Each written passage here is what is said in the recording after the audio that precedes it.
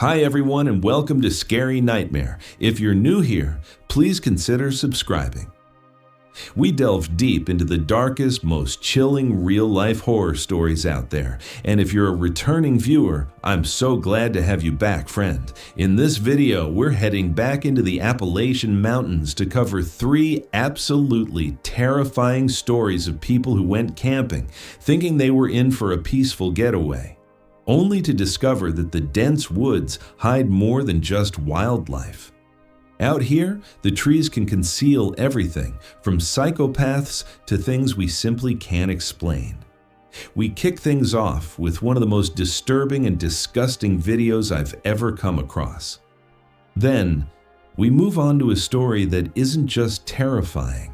It's, in my opinion, deeply unsettling because it reminds us that sometimes the biggest threats come from the people closest to us.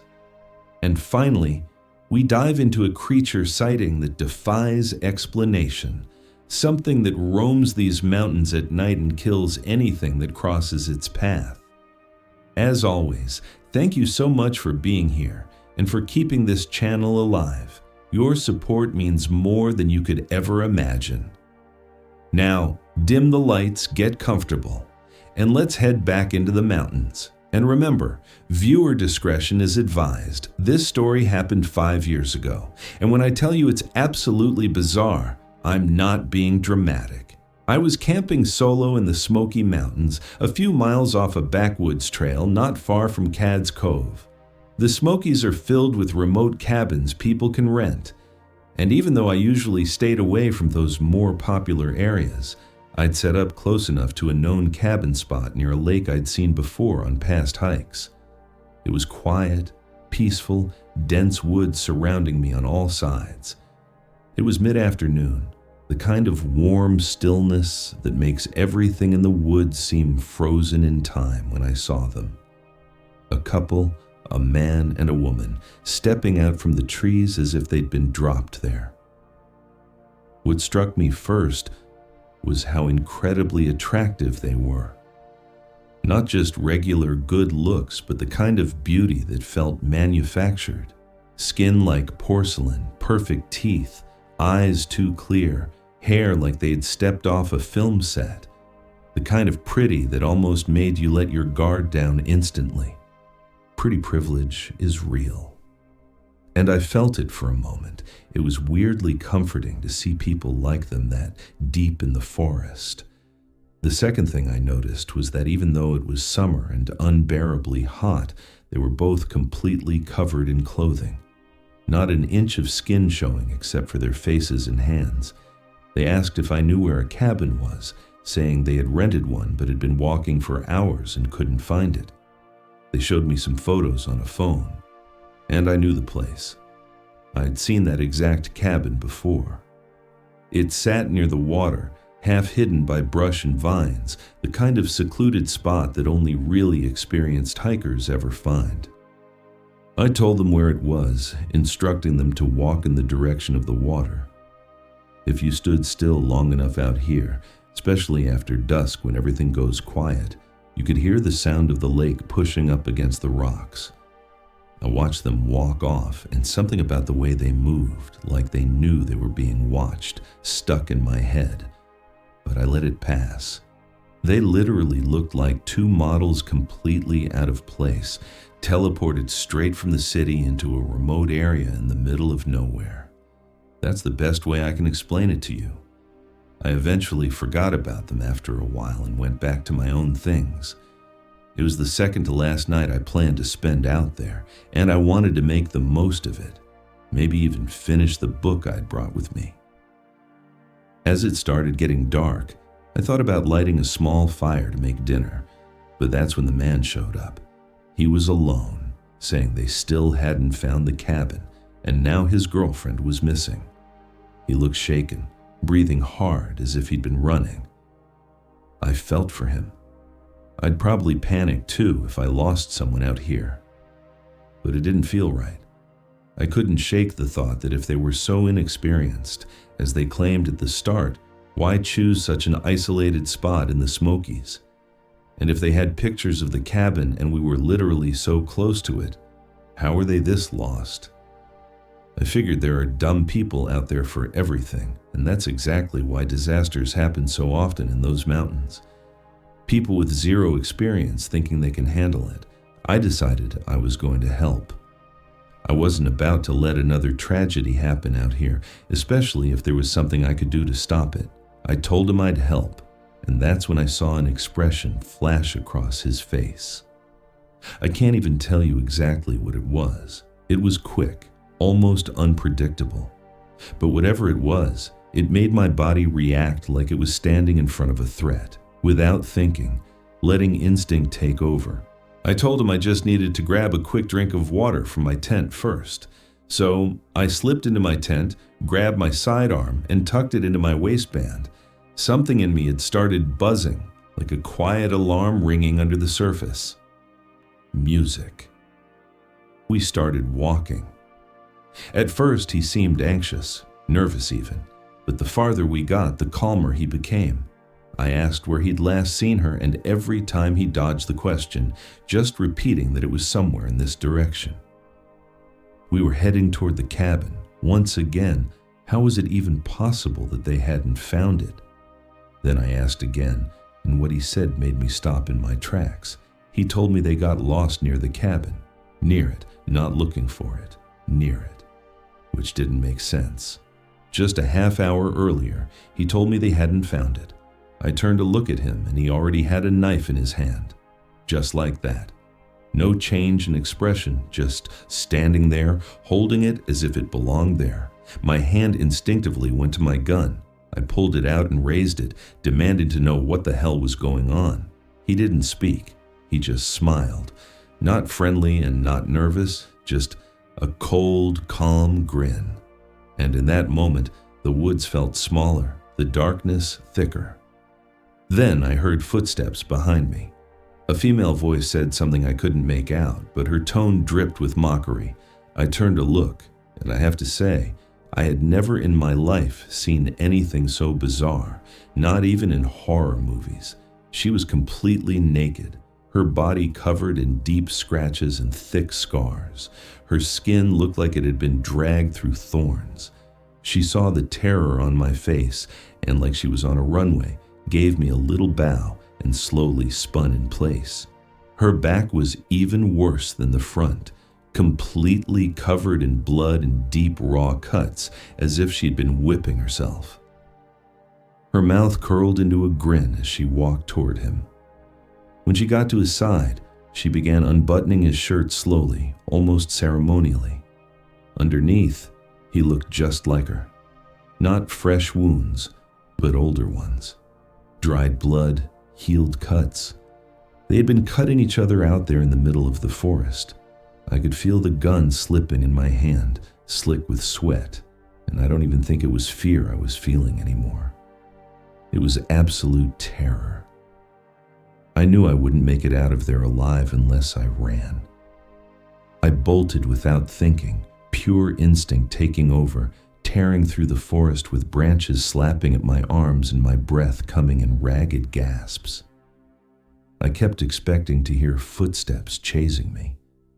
But when I finally turned to look, they weren't running. I was expecting to see them close, running after me. But no, they were far off, barely visible, just walking calmly, as if they knew I'd get tired eventually, as if they'd done this before. I thought about going back to camp and grabbing my gear, but figured that'd be the first place they'd go. So I turned the other way and ran straight for the trail that led to the road. Eventually, after what felt like hours of stumbling through the dark, I saw the glow of gas station lights. The whole run-up to that point was a mix of wondering if I was losing my mind and hallucinating everything, while at the same time, every little sound made me think it was them, that they were going to jump out of nowhere and attack me. Covered in blood, I burst in, panicked and breathless. When the guy saw me come in looking like a maniac, he grabbed a gun and aimed it right at me. I tried to explain everything as fast as I could, stumbling over my words and describing scenes that sounded surreal out loud. Music. I expected him to think I was crazy and tell me to get out, but instead, he lowered the gun and got me some help. Then he told me he believed me. About 3 years ago, a couple had shown up there with the exact same story. For all that time, he thought they were either messing with him or high on something. But now, I was confirming that none of it was a joke, that it really had happened. The next day, a team of rangers was sent out, but they never found a damn thing. To this day, I have no idea what the hell happened. I know it was bizarre and terrifying. I have no clue if it was some kind of cult or if they were just sick people. Whatever it was, I hope I never find out. Everything I'm about to tell you happened around a year ago, in the summer of 2024. But if I'm being honest, it's something that had been building for years, since I was a kid, actually. To give you some context, I live in a pretty remote part of Appalachia. So I know most of the people around here, especially those my age. We all went to school together, meaning we've known each other since we were little kids. My best friend's name is Ethan, and my girlfriend is Grace. The three of us have known each other since we were kids and have always been close. Sure, there are other people who hang out with us, so we're not like a tight-knit trio or anything. But I guess I'm the one that connects everyone. That's probably why Ethan, Grace, and I sometimes do stuff, just the three of us. Another important thing. Grace and I have been together since we were 15. We're 23 now. Still together. And here's a weird little detail I didn't even think about back then. But by the time you hear the whole story, you'll understand why it actually matters. You know how little kids sometimes play house or pretend they're dating? Well, Ethan and Grace were kind of pretend boyfriend and girlfriend when they were really little. By the time we hit 4th grade, they'd already grown out of that. They realized it was just a silly game.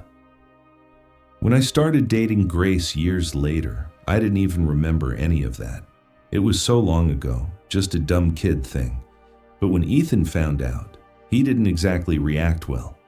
Actually, it wasn't that he reacted badly. He didn't react at all. He just kind of went quiet, like he hadn't even heard what I'd said. Over the years, I started noticing little things.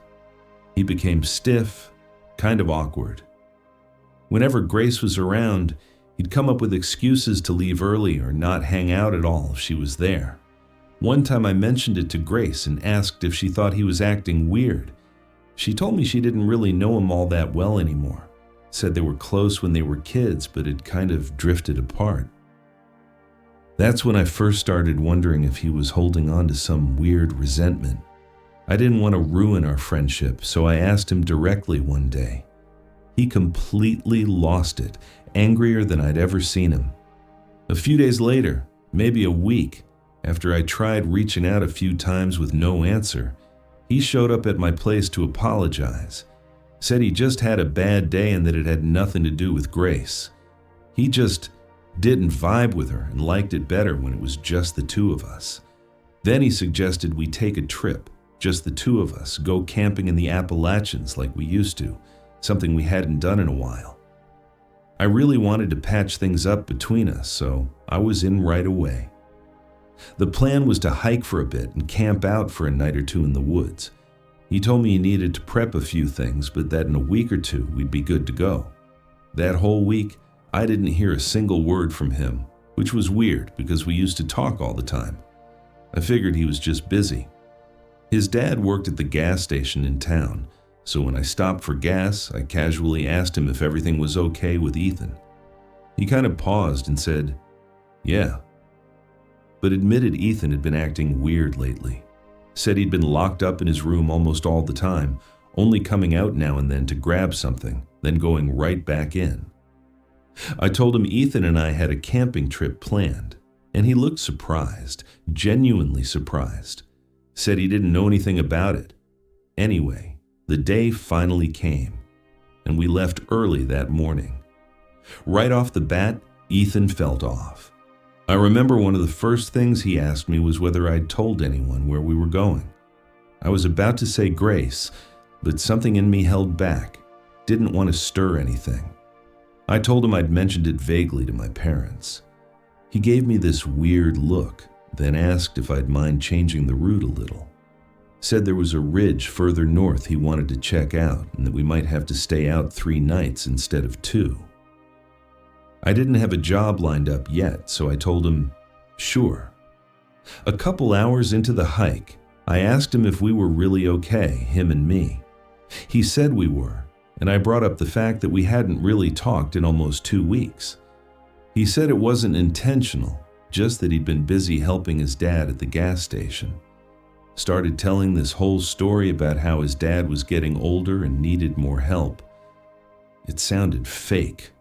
We'd known each other forever. Why lie about something so small? As we kept walking, I picked up on more little things, small lies, kind of passive-aggressive responses, and mostly just how damn quiet he was. But it was on the second night that things really started getting strange. I'd brought a bit of booze with me. Not a lot, just enough to take the edge off. I was drinking slow, but Ethan was really going at it.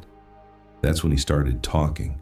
Not straight out, but kind of hinting at stuff, like veiled jabs about me and Grace. There was this growing bitterness in his tone, and I told him maybe he'd had enough. That's when he snapped, got super aggressive, way more than I'd ever seen. It shook me. I didn't want to escalate anything, so I suggested we call it a night. Said we had a long hike ahead tomorrow. He said he wanted to stay by the fire a bit longer and told me to go ahead and crash.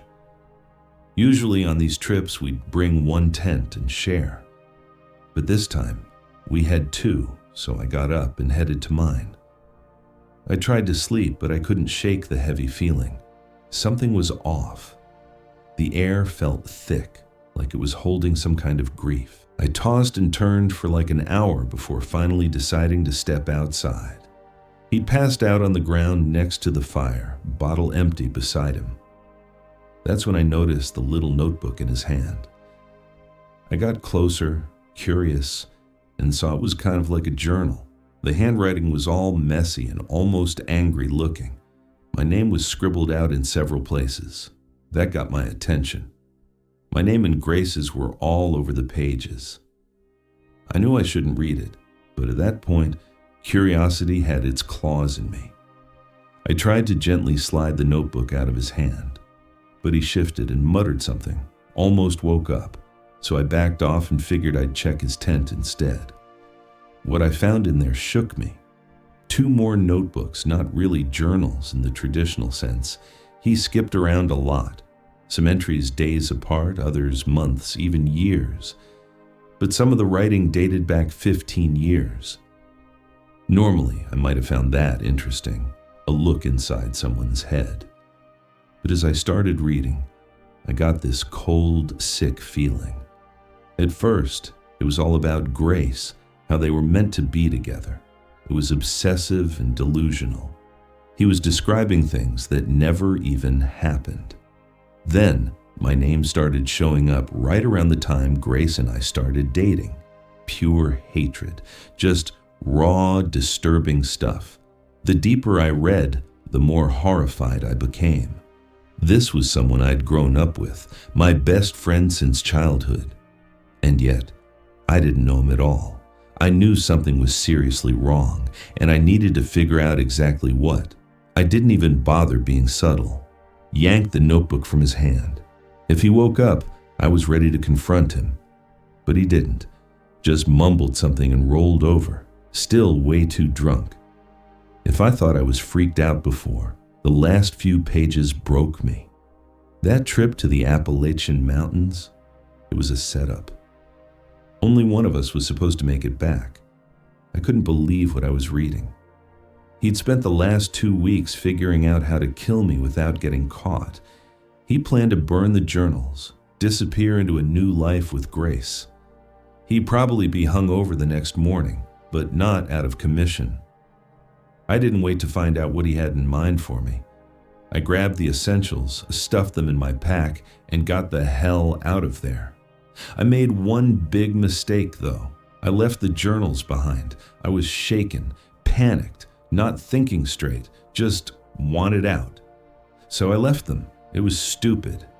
I know. But seriously, how would you react if you found out that someone you grew up with, someone you saw as a brother, had been planning to kill you and had secretly hated you for years? Truth is, you never really know how you're going to hold up until you're right in the middle of the... It took me 2 full days to get home, even moving fast, always looking over my shoulder.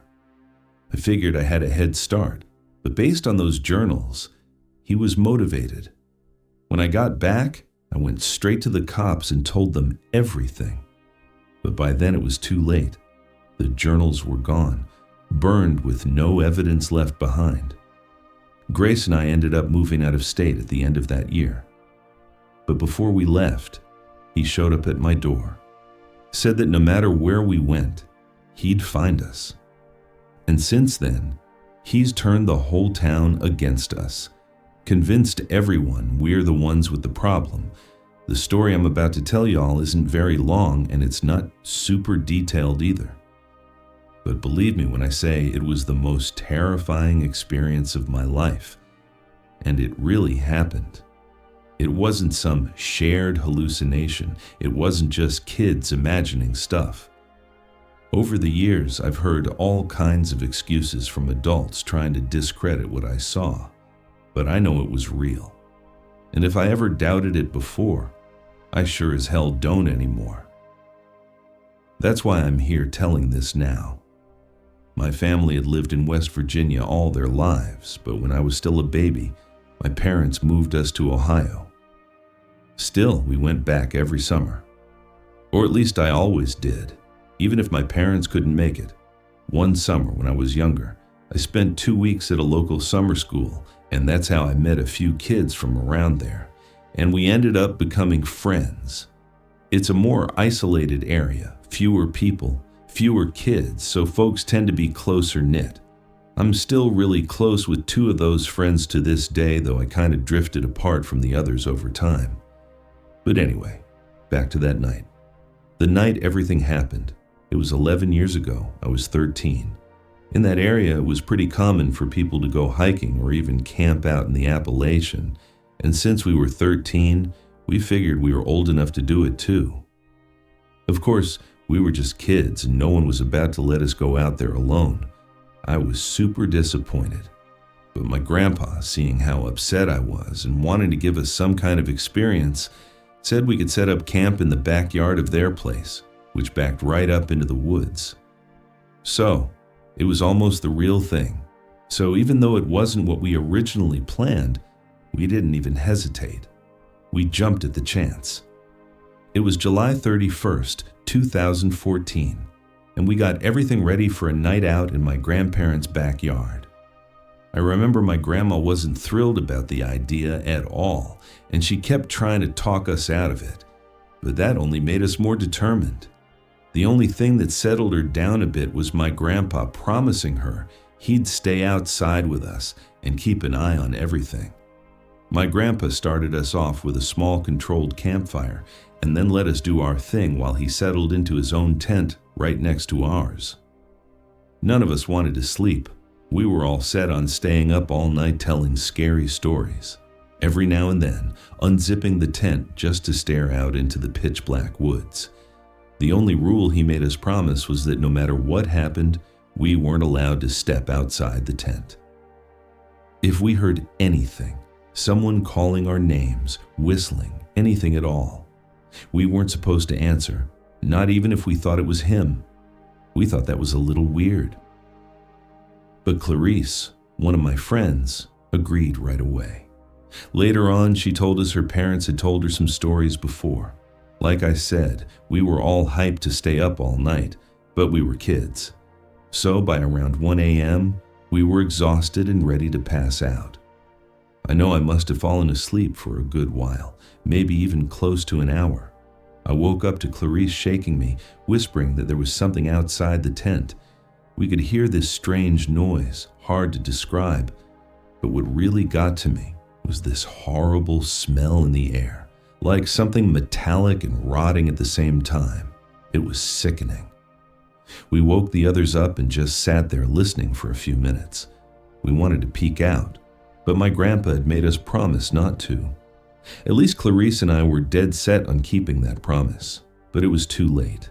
Julia was already unzipping the tent flap, and that's when we all saw him.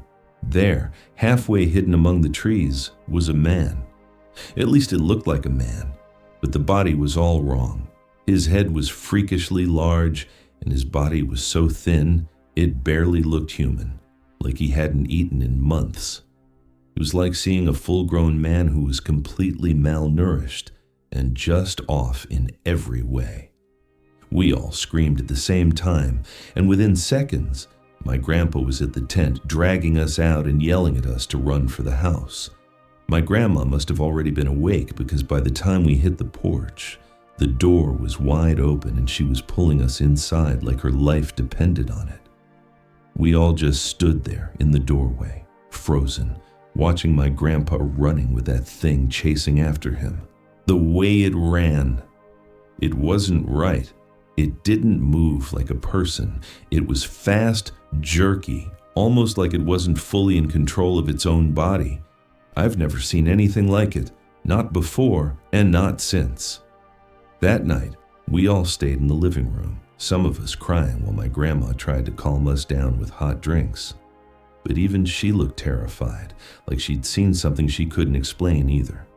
The next day, we found out the neighbor's dog had been found dead on their land. 2 houses down, someone's goats had been killed too. All of them, no heads. My parents freaked out. They told my grandparents they were irresponsible and then told me not to worry, that it was probably just some wild animal. But I know that wasn't true. There's no animal out there with that kind of body. It wasn't a bear. I'm absolutely sure of that. Over the years, people kept telling me it was nothing. They even took me to a psychologist who said it was some kind of shared delusion. But I know what I saw. Or at least I don't know what it was. But I know I saw it. I know it was real. And I know we barely got away.